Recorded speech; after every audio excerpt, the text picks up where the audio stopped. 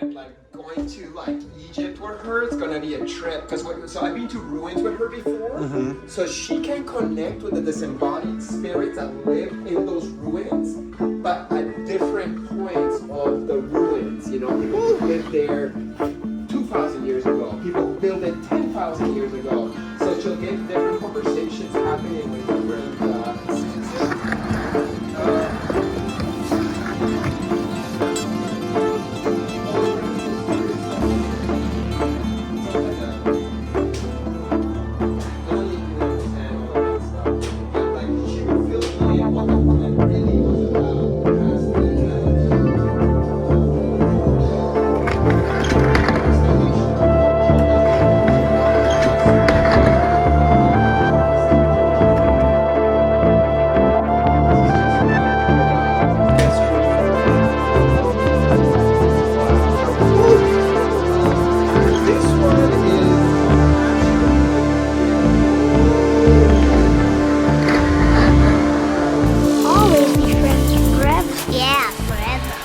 Welcome to Your Only Friends, where friendship is first, but comedy is always.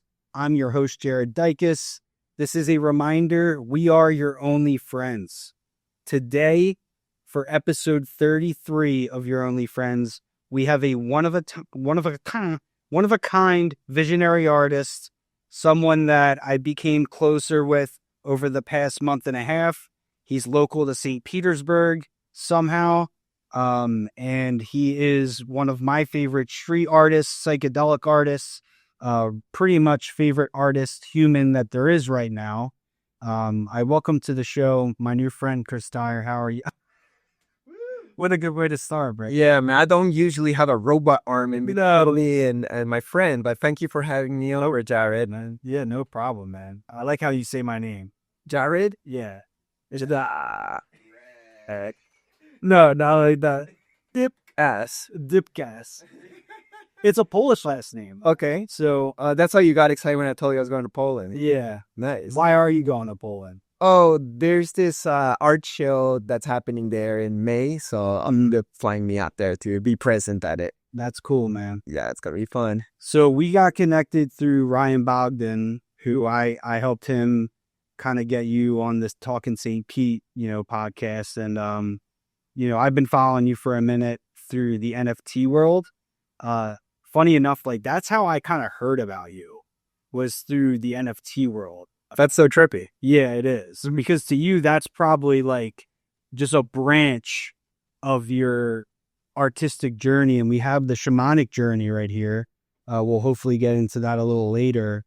But yeah, I mean, when I saw the Galactic Gang, and for those who don't know what NFTs are, they're non-functional tokens. Fungible. Whatever fungible means. Yeah, whatever the fuck fungible. Sounds like fungi to me. It's like they're not dipped in mushroom juice. So, but you can look at them and NFT is a big conversation that we shall not bore our comedy enthusiasts out there. But yeah, like I did the Galactic Gang collection in 2021 when NFTs were hot, and I sold out this collection of 5,555 characters that were built from pieces of eyes, noses, mouths, heads, and the algorithm shuffled them and created all these characters that I personally like really love, not because I drew them, but I drew the pieces and then the algorithm shuffled them in ways that I would have never come up alone. So it's almost like I collaborated with artificial intelligence. I don't know if that's what it was, but what came out was dope and I liked it. And we formed the Galactic Gang, and I know that NFTs have come and gone and maybe they'll come back, but either way, I hold this community of psychedelic people that fuck with crypto. Yeah. So it's a nice conjunction and a world. And you say, like, you found me in the NFT world. Well, you were like an NFT crypto dude that found, whoa, what's this cool visionary psychedelic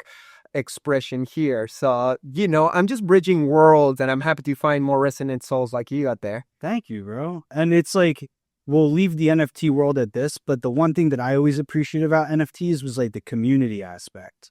Because it's one thing to go on Instagram and follow somebody, but it's another thing to be in a Discord every day wishing random strangers good morning and then getting flooded back another good morning text. And like, it's just like this Twitter spaces and everything that I'm sure you've been a part of. Like, you meet really cool people. Just before this, we were talking about how you have a birthday party every year just for the Galactic Gang. Yes. I like computers and I like getting in touch with people on computers, but for me, real life is where it's at. And if I've collected this grouping, collective community of resonant souls that fuck with crypto and fuck with psychedelics, I want to hang out with them. Yeah. And when it came to NFTs, it was always like, what's your utility? Oh, well, the lazy monkeys, lazy ape, Yap Club, we're gonna like take you to a yacht and you shall feel like you're rich and we're all gonna bask in this materialism, superficial, if you got money, you're cool kind of mentality, which for me is backwards. It's not the world of the future. It's not the world of oneness and true spiritual empowerment. And then you got, I don't want to criticize other groups of people or NFT collections, but it seems like it's all revolves around like how much money we're going to make and how we're going to flaunt it. What do you have wrong with materialism? I'm not saying I have materialism. I just know from knowing you a little bit now, that's a common theme. Yeah, always comes up. I'm not anti-materialism. I like matter. I like that I own a beautiful home. Yeah. And I collect records and toys and art. And to me, that's not matter anymore. Or like say when I buy the latest X-Men, I'm not coming and be like, dude, do you check out my latest X-Men? Aren't you jealous? Aren't I good enough now? I buy it because I fucking love that character and I get to express my love for it by holding it and looking at it. And then other people come and be like, whoa, you got that collection? Wow, that's bringing love and excitement inside my own chest. That's what...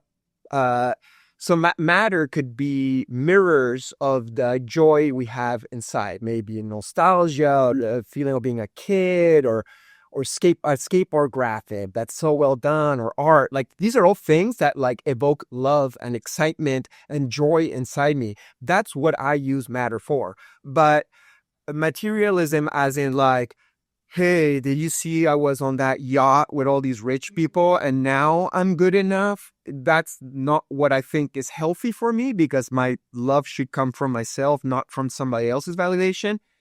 And it'd be very liberating for every other human being if we all stop caring so much what other people think about us and we just do whatever actually makes us feel good. So if it makes you feel good to collect matter and that brings intrinsic joy in the buying of things, and then you're happy, like, hey, who am I to judge that? But when we use it as like, oh, I got the good car, so now I'll get the hot chick, and now my dad and my friends will respect me for it.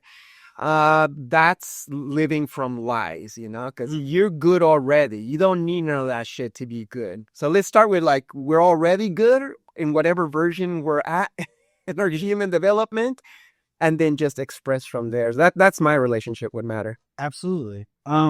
Another theme that I pick up from you is this idea of nostalgia and being a kid. And I've heard like Kanye say like, oh, I want to get back to like my 13-year-old self, and people talk all the time about like doing things that make them feel like a child. Why is that important to you in your creative endeavors? I remember once I was like 10 years old and I was waiting for my pickup at school and I was looking at the adults and I could see a clear difference between the kids whose role, especially in the 80s and 90s, what do kids do? They play. Maybe it's with video games. That was a later thing that crept into our lives, and then we all started playing video games. But either way, it was soccer or running around or some kind of game that we invented and we're playing. And then every day, that's what you did. You played. The adults had stopped doing that. The adults were like running around telling the kids what you're supposed to do. And I went to a British school in Peru, so it was very strict. And I was like, I don't want to be an adult. I don't want to grow up if that's what it's about, where I stop playing and I become all unhappy and I tell everybody to be unhappy like me. So I've always had that mentality that I want to not let go of my youth because this will keep me young and who will I be without this? But like just keep that vibe alive. And I adult hella, I'm very much a responsible adult that pays his bill, does his taxes, does everything that's correct and so on. But I want to play. I want my toys. I will make some time for video games on Sundays when I'm not working. And my job in general is playing. Painting is playing. And then people pay me to play. Yeah. So what a blessing of a life if I can keep on being a kid while being a responsible adult and play for a job. Wow, that's the best. That's like do you feel like that's like the sweet spot that everyone can obtain, or do you think that that's unique to you in some sense? I know that's unique to me. I only live inside myself, and I don't know what's the journey on the other 8 billion humans on this planet. Maybe some people are meant to be that strict adult. All I knew is like, I didn't want to go that route. It seemed unhappy, but there's lessons in every option in life. But I think in general, the world tells us to grow up and stop having fun and go and do the status quo Babylon rat race. That's a lie that we don't have to live that way. And whenever you say like, oh, I want to be a comedian, I want to be an artist, I want to be a musician, the adults who lost their passion will tell you like, oh, you're going to be poor now and you're going to have to sacrifice your well-being to do this thing and you'll be abandoned by society for being so nonconformist and blah, blah, blah. Well, we got to abandon that lie. And yeah, not every artist who goes out there and becomes an artist becomes a successful artist, but at least you could try, you know. Yeah. It's better to fail trying what you love than to succeed at what you don't love. Wow. Yeah, I think I say it all the time. Like, I think for me, comedy is a worthy pursuit. Even if I don't become the next Shane Gillis or any, famous comedian, this is a worthy pursuit. There's nothing else that I'd rather be doing than stand up, at least right now. So it's like, it's a worthy pursuit to put yourself out there and go after your dreams, I feel like, because if not, what are you doing? You're just settling, right? And even if you do it as your not main job, like this is something that I tell a lot of artists who come to me, be like, oh, I'm an artist, but the whole thing about turning it into a career and making money from it, it's like a whole different job. You got to become like a production company that does the media and promotes and does tours. And there's a lot to the art career other than making art. Actually, I'd say like, I don't get as much time to do art sometimes because I got to do all the other fucking things that you get in life. And I imagine it's the same for a comedian. You do your set, but like who's arranging your tours and going out there and promoting and doing social media. But my point was, if you are a comedian and you want to do comedy, you should do it regardless if you become the next Shane Gillis or become a huge deal. Like, you're like, oh, well, I'm never going to be none of those big guys, so why should I even try? It's like, just fucking do it. Like, I'm not a good skateboarder. I will still skate. You are a good skateboarder. I don't in relative to other skateboarders, I get that, but in relative to like people that don't know how to skateboard, you were literally grinding on stuff. And I don't want to say your age, but you're older than me, and I can't grind on shit. Yeah, well, I can skate. You can skate, and you can comedy, and we can all. I don't know your level of comedy. I don't know like where you at. I actually never seen that. It's not that average. Oh, no. Either way, if you find enjoyment in it, like maybe the best or the worst, if you find enjoyment in it, just do it. Yeah, give yourself that gift in your life. You're living this life. Do that thing that makes you stoked. May you become the biggest, the smallest. Yeah. Just go out there and skate your mini ramp in your backyard to nobody but yourself. Yeah. For the feeling of it. When you do things to obtain fulfillment, right? Just purely out of fulfillment, no attachment towards the result or anything like that.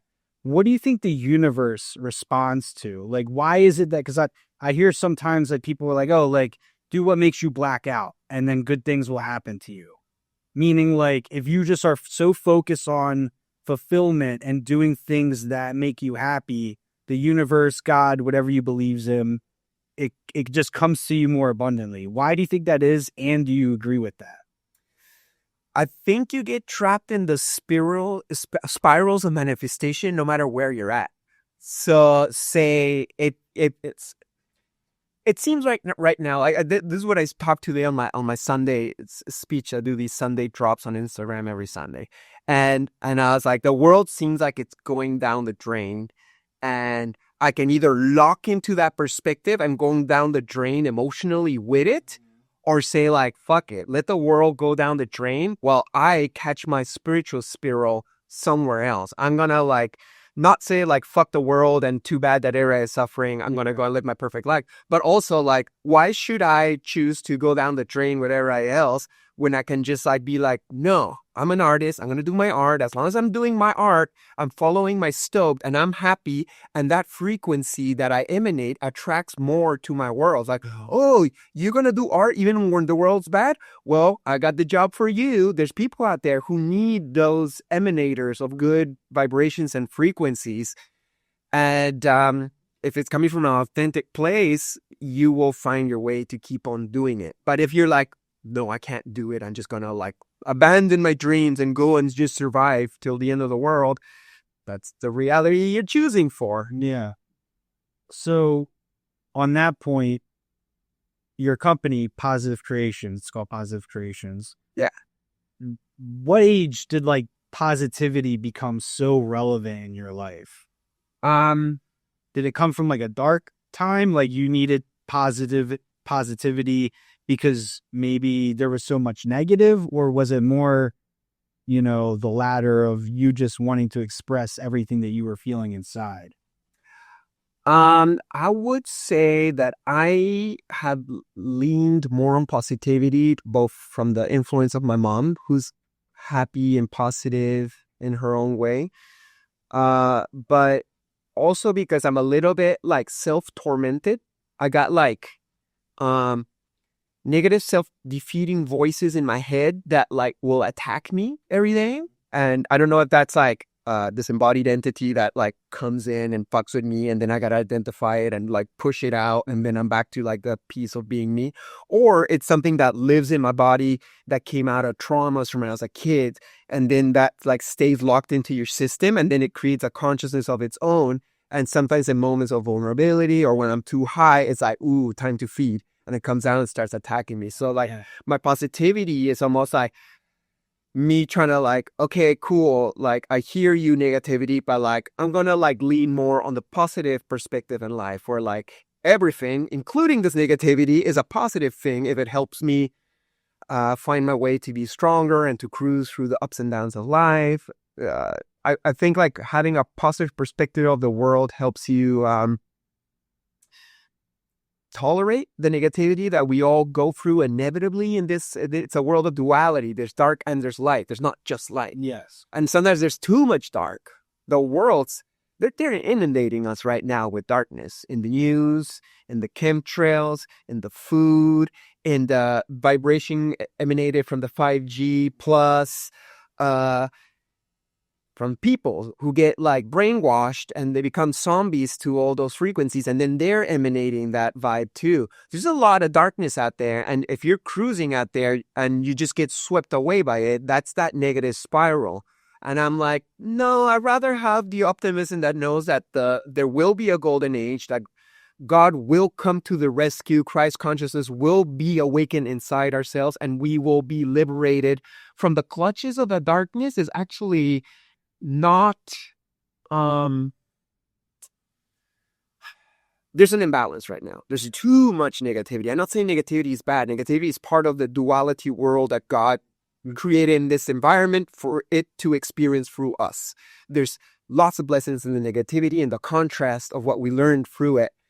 But as I said, it's been too much. There's too much suffering in this world. There's too much injustice. The world's owned by like criminals and mafias that are constantly making us more and more prisoners. And, it's that down spiral situation that's gonna lead a lot of us into that dystopian, futuristic, half human, half robot kind of matrix, and I don't wish that to humanity.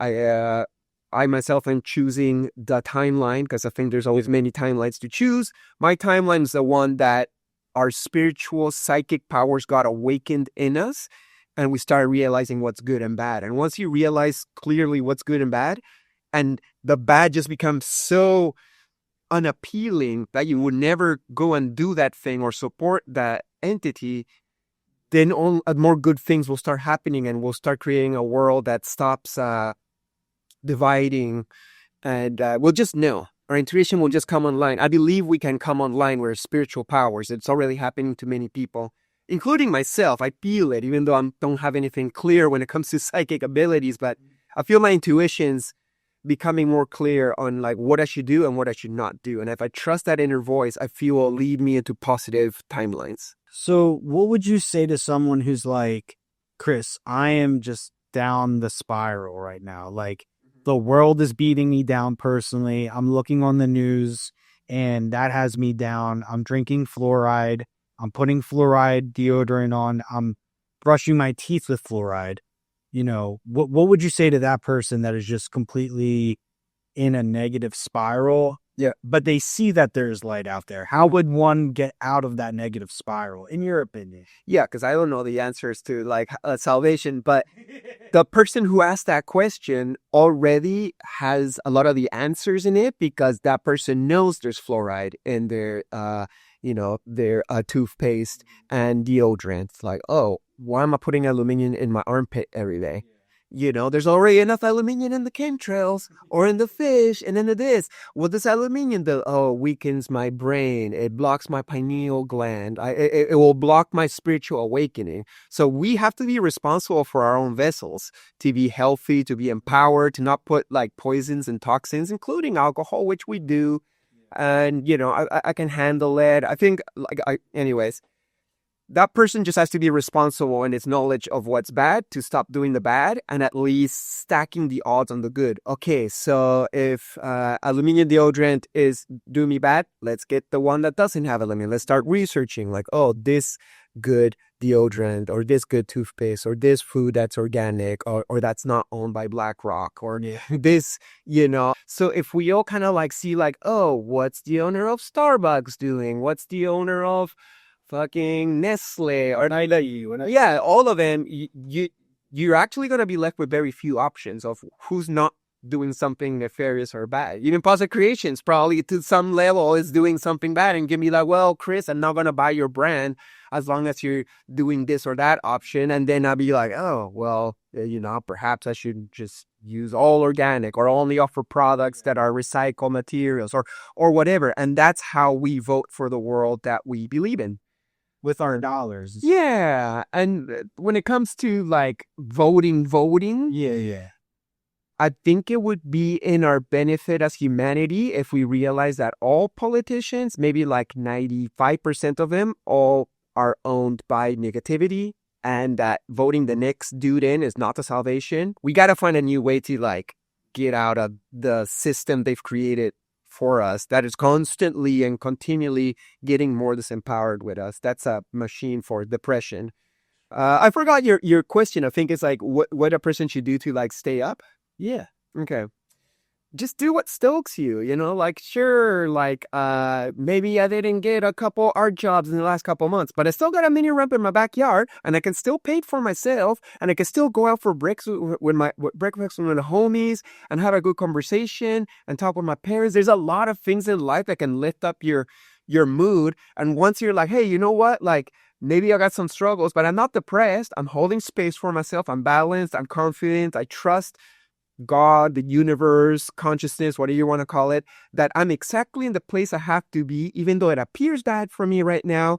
Everything has a purpose and I will get to a good place eventually. And I'm just going to be like a strong, badass motherfucker and keep on cruising through the dark times till things get better. And things always get better. And things always get worse too. Yeah. So when you're good, I'm like, oh, when's the bad going to come? And when it comes, are you going to be tough enough to go through it? And then when the tough does come, it's like, okay, the bad time has come. Are you being a badass motherfucker? Are you cruising for it? Or are you being a little bitch right now and whining about it? It's like both. But you know what? I'm going to like toughen up and go through it and know that a better day is coming. And each time I go through like bad to good, I'm like shedding off bullshit and just getting to a place where it's more balanced and both the bad and the good become all good because you just accept it as what is. And it's all happening for you, right? It's like the negative and the positive. There's lessons in both of that. Yes. Like the dark episodes we might have to not get into anybody's particular examples, it's what leads you into better versions of yourself. Because you hit a wall and it's like, ugh, I'm so tired of drinking too much. That's something I'll do sometimes. It's very easy for me to do anything at any moment because I'm my own boss and I do art. So if I want to drink every day and paint murals, I can do that. Till I hit a wall and I'm like, oh man, this is not good for my body. It's not good for my vibration. This is not good for my hangovers. Yeah. Come on, Chris.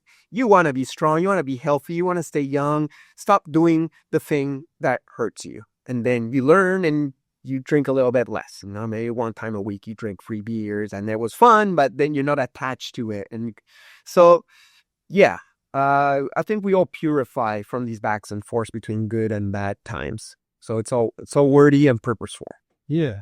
No, I mean, you don't know too much about my comedy, but like the show that I put on with my friends is called Mood Swings, just because of like the highs and lows and whatnot. Yeah. And also I'm bipolar, but I feel like every time that I experience an episode, if you even call it that, well, I definitely would call it that actually, I come out of it with a new lesson or like a new thing that I'm like shedding, if that makes sense. So in many ways, I try not to have those episodes for obvious reasons, but when they do happen, it's always like the universe or God being like, this is what you need to learn, and you're not going to be able to go to that next level until you learn this lesson.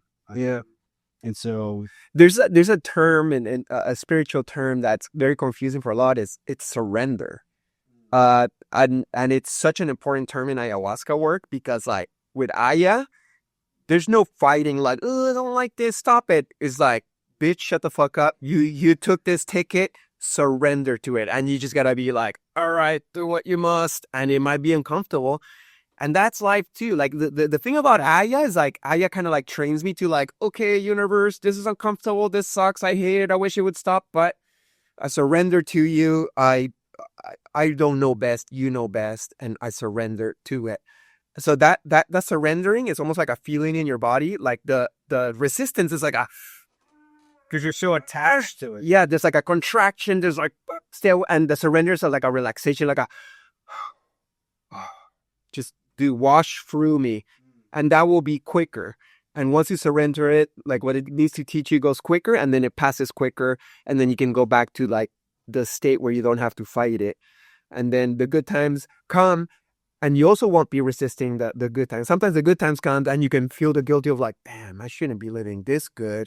Like, I'm not worthy of having so many blessings or this beautiful woman or this great house. I'm just some loser and I've done so many bad things in my life. Why should I be rewarded? And that could be resistance too to the good times. How do you get over that? In your opinion?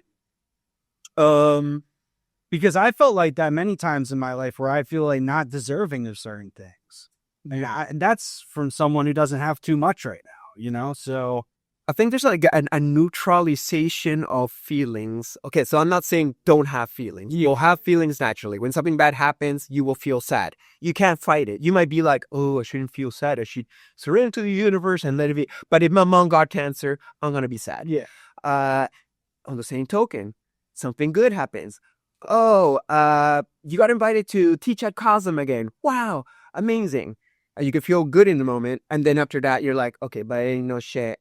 Both the cancer and the artistic accolades either make me or break me. My life goes on if I don't go and teach at Cosm.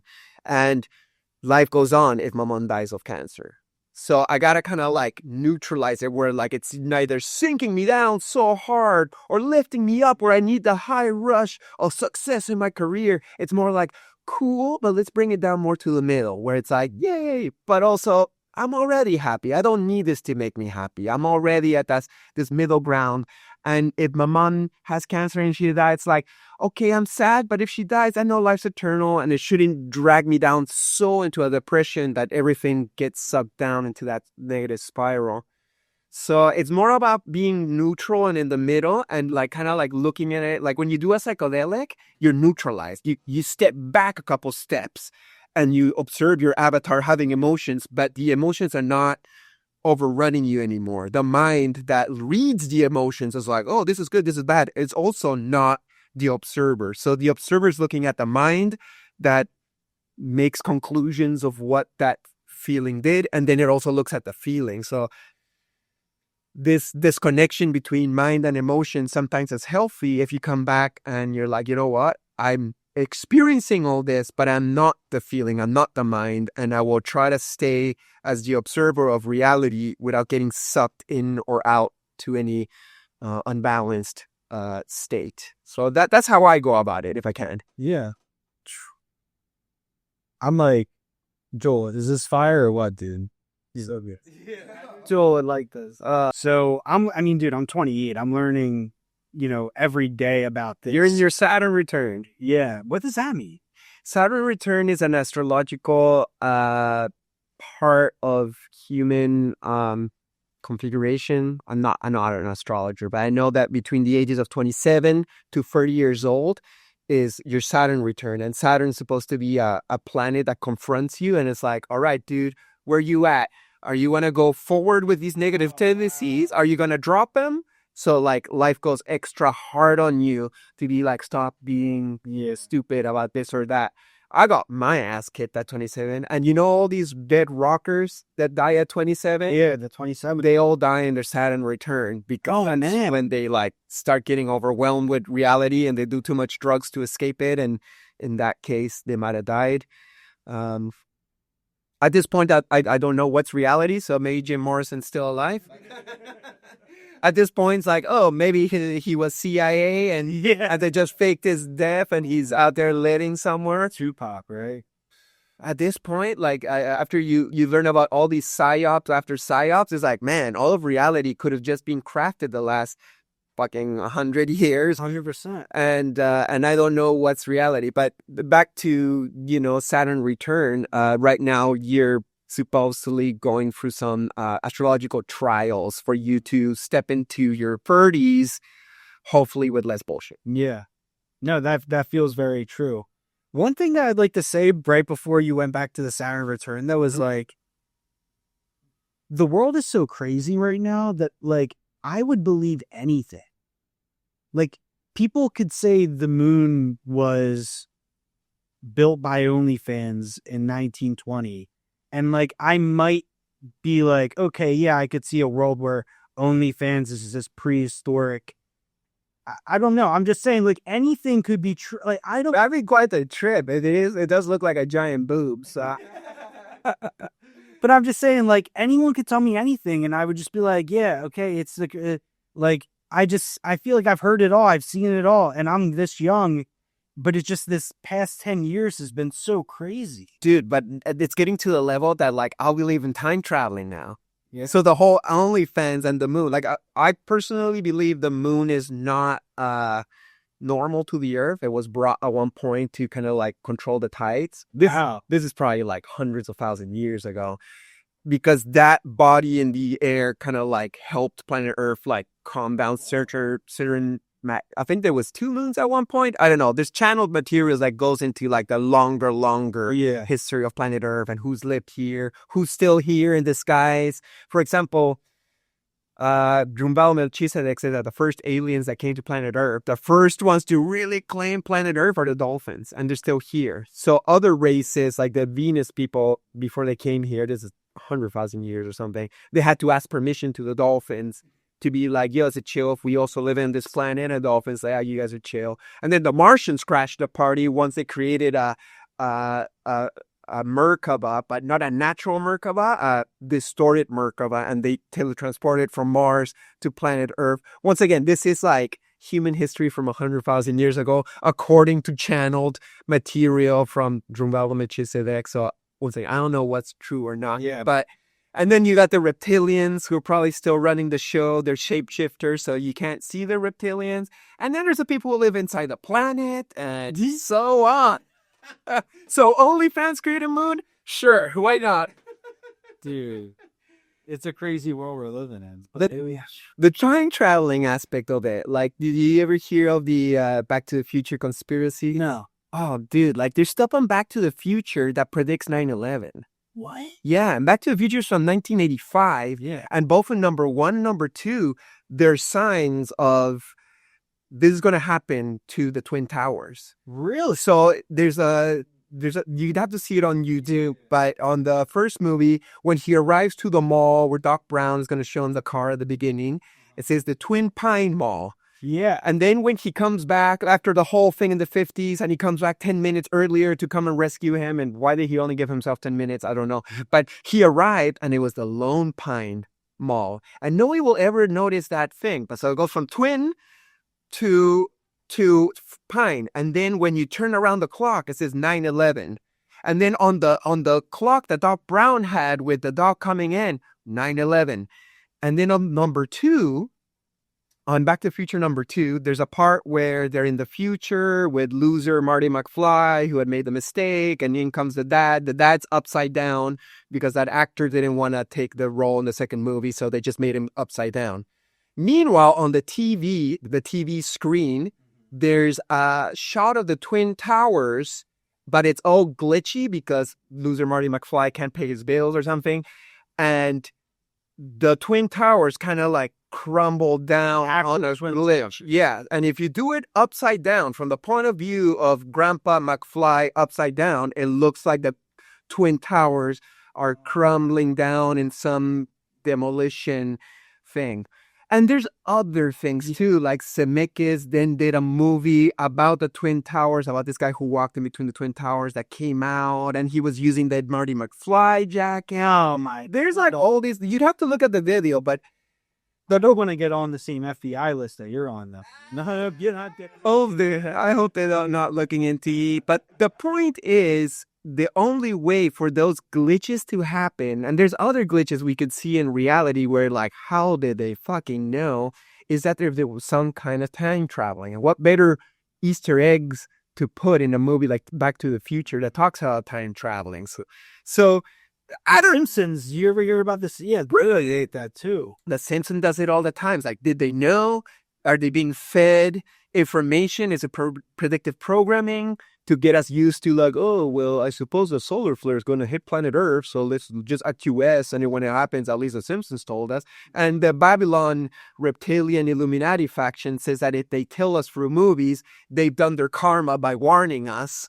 Oh my God. Yeah, that's their way of like getting used to the future's apocalyptic. Every movie's telling us. Yeah. Oh my God, that's horrible. Now I'm just thinking about that. There's like no utopian. Not anymore. It used to be. When I was a kid, the future was utopian.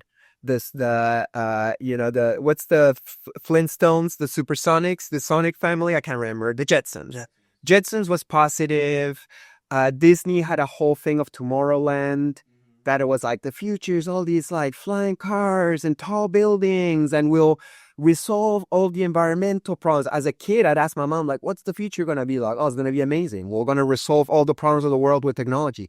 And I believe, Jared, that all this technology exists right now. I believe free energy exists since 100 years ago in the time of Tesla and probably before. And I don't even want to get into the conspiracy theory of the mud floods and the Tartarians that says that actually planet Earth already had free energy, and a lot of the buildings that we have are actually antennas for this free energy. But that's a big conspiracy theory that I don't know if I get into, but it's interesting. Yeah. And I was just in Ecuador last week, and I'm looking at these basilicas. It's like, that does look like some antennas created by some worldwide civilization that knew how to capture the energy in the air, bring it down, and we all have free energy. So I believe this technology does exist. I believe it's not being given to humanity. How come the jet plane's been the same jet plane since forever? How come spaceships is kind of like being tapped out and we don't get new spaceships? Meanwhile, they probably back engineered 100 crashed out UFO aliens spaceships, but they keep it on the wraps. Or they show us a little bit in New Jersey last year. It's like, look at this drone that can stay up in the air for a week with no recharging of energy. How does that work? Why didn't you give me that for an airplane or a car? And we move past all this fucking oil, petroleum, war world that we're subjected to. That's because of money, don't you think? Well, they're keeping us prisoner of this system that makes no sense. And there's ways out.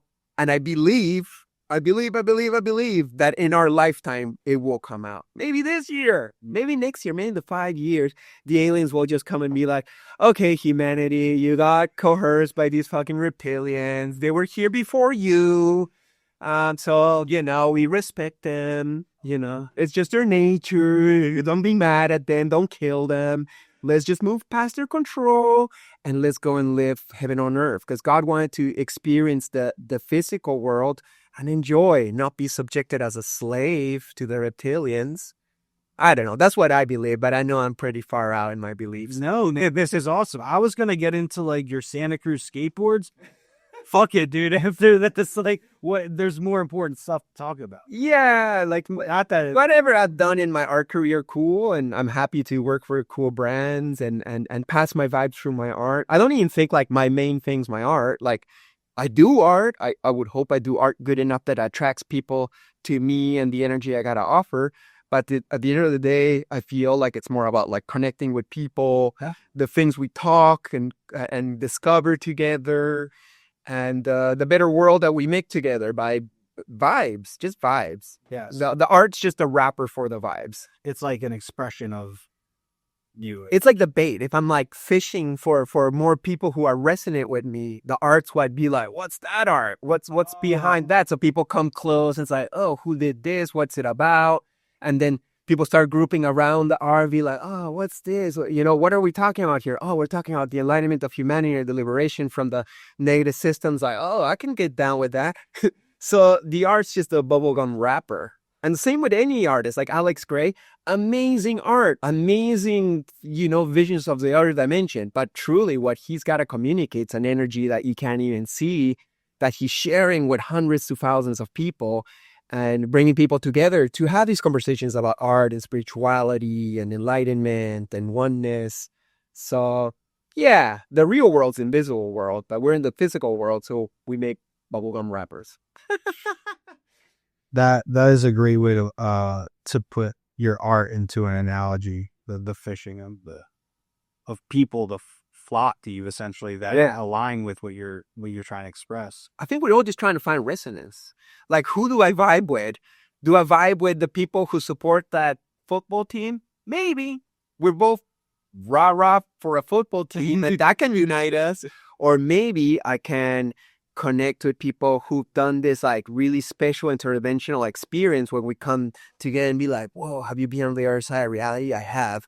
What do you think? Oh, I think this, I think that. Oh, like, what do we do about this information? And is that our real home? And are we just visiting this physical plane? Like, so I think that's more deep and meaningful of like, who put so many balls in these falls and the next year comes and we do it again. Yeah. It's like, I used to be a sports fan. No bad vibes to sports fan. I think like sports teams unites people and gives us something in common, but let's find things that put us in common that perhaps is a little bit like deeper. Yeah, it connects to your actual value. Right. Music, art, comedy can really go in there and touch something and be like, whoa, you touched something in me. That's so cool. That's like always been my goal with comedy is like make people, it's like maybe not it being like, obviously I want it to be funny, but I always wanted people to feel something. You know what I mean? Like, I put in there. Like, I love, my favorite thing is like when I'm watching a movie and I just feel something. Yeah. Or a short film or a YouTube video. And I'm like, ooh, I feel that. And it brings me back to like, maybe I was feeling numb that morning, but now I like feel again. And I just like want to give people a feeling. Yeah. So the realness, the authenticity, the uniqueness. I love comedy. And we were talking about Duncan Trussell recently, and he just came in at the beginning of his set. And when you saw him at Side Splitters? I saw him at Side Splitters a couple of weeks ago, and I met him a couple of times, so there's some rapport, and he comes in and is like, so how do you guys fend through the government shutdown? Dude, it was so hard. How could we ever survive without our mail for a week? Oh my, yeah, man. And that way he's connecting with all of us, because all of us are just like, yeah, what the fuck? Why is the government shutting down? Like, did I give it permission to shut down? You don't work for me, bitch. And like, and also like, did we need it? Did we even notice it? Do we need the government? So he's touching things where I'm like, that is true. I didn't need the government to live my last month or whatever. Like, maybe I can do without it, and start assigning so much importance to this entity that constantly takes advantage of us. So that, that really, words as a comedian, I wish I was a comedian. I like to joke. Yeah, but I couldn't do like a set and go at it for an hour, unless I was more like a Jim Brewer, where I'm just telling stories. They might be funny, they might not be funny, but either way they're entertaining, and you're engaged, and it gets to a point, and it touches you either way. Yeah. Yeah. So, or Bill Hicks. There were parts of Bill Hicks that were so not funny, that were actually quite annoying. But he's really trying to drill something in you for your own awakening. He was the first one who was talking about psychedelics and squeegeeing your eyeballs with acid, or doing mushrooms and squeegeeing your brain and cleaning and coming out and be like, oh, I see the world clean again. Right? And then he died, maybe for natural causes, maybe not. I don't know. It seems like every person who's helping with the awakening of humanity dies in one way or another. Rest in peace, Terrence McKenna. Yeah. This would be, I mean, we could talk for 2-3 more hours about this, but I don't want to hostage you. I want to do something that I've never done on Your Only Friends, which is actually take the episode out of this room. And what we'll do is we'll continue it really quick at your house, if that's chill. Yeah, sounds good. Let's do it, man. Thank you so much. Stay tuned. All right, Chris. We're here at the Positive Portal. Yeah, thanks for coming here, man. I appreciate it. And I'm blown away. This is like my second time here, or maybe third. But every time I come here, I feel like an energy about it. How would you describe the Positive Portal energy for the people that can't be here with us right now? Well, the Positive Portal is just my humble home. It's where I live. It's a house from 1910 that I found when I didn't even move to St. Pete. I just came here, looked at a bunch of houses, and then I chose the one that fitted me better. And there were bigger, nicer houses with a pool out there, but this one had so much character. That tree alone is probably at least like 100 years. It's got its own consciousness, and there's another giant tree at the front of the house. Those captured my attention. The house with tons of history captured my attention. And I was lucky enough I could afford to get in, and created my fence, created my energy boundaries, put my crystals around, did my prayers. And may it be a bubble of positive energy, that may it attract the people, may it keep the people who are not in resonance out.